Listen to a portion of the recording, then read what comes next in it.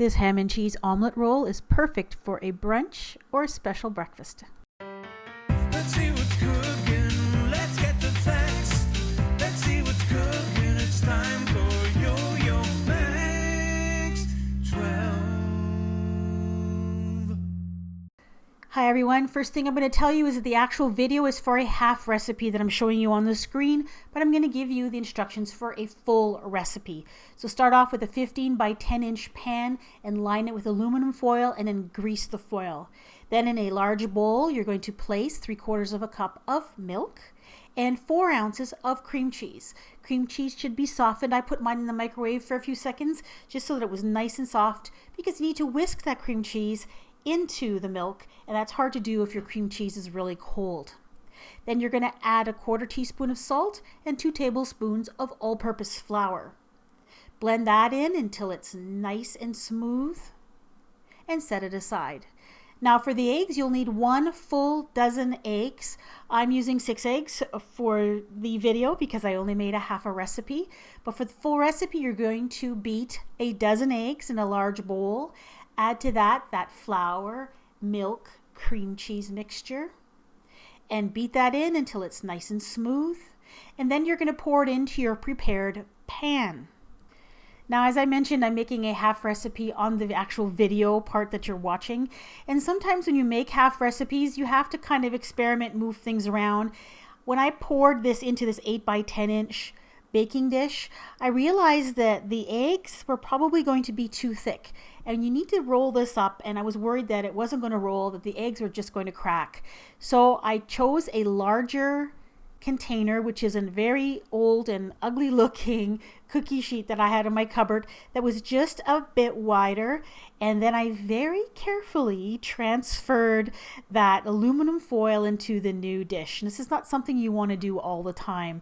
Could have been a total disaster, but I managed to transfer it without spilling a drop, and I just kind of pressed the aluminum foil down to where it was supposed to be. Now once you pour your egg mixture in, you bake it at 375 degrees for 30 to 35 minutes. Mine took considerably less time, of course, because I only used half the number of eggs. And because I was using a really old pan, the pan kind of flexes and warps in the oven, and so all my eggs kind of ran from one corner to the other corner.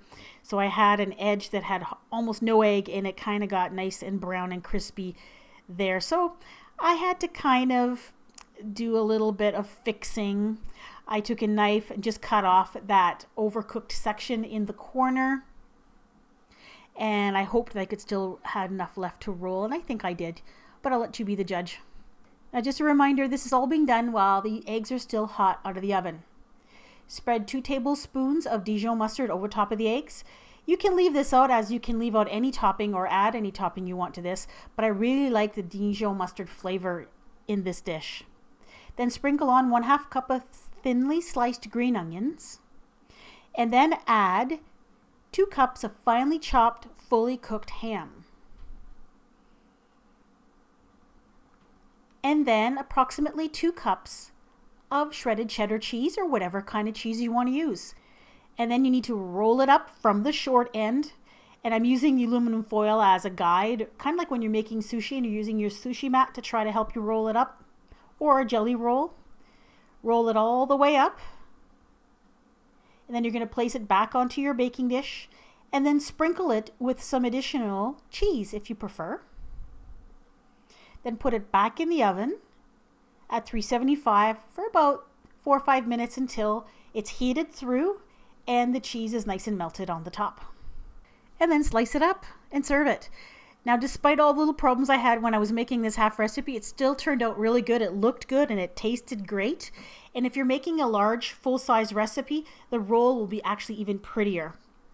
Now, if you've never had oven-baked scrambled eggs before, these will be really surprising to you, because the texture when they're oven-baked is completely different than regular scrambled eggs. It is velvety and fluffy and smooth, and they are delicious. Now, what I would suggest is to make sure when you cut up your ham that you chop it up very finely. I chopped mine kind of coarsely, and I found that it was kind of falling out when I was trying to slice and serve this. So finely chopped ham, full-size recipe would be best. great breakfast. Give it a try. Hey, did you know that I had a breakfast food playlist? One of those items on that playlist is this breakfast pizza. This one is also delicious. So if you want to see it, go ahead and click right on your screen or see the link in the description box. Bye-bye.